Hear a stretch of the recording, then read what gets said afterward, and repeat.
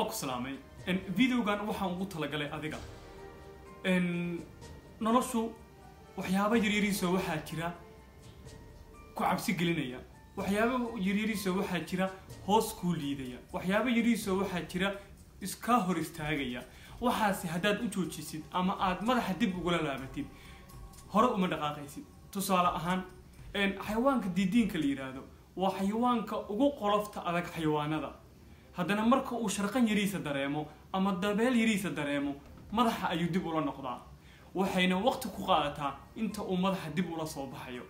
sidaas si lamid ah waxyaabaha yariiriska ee ku hor istaagaya aad u arkaysa carqaladaha yeysan noqon wax dib adiga ku dhiga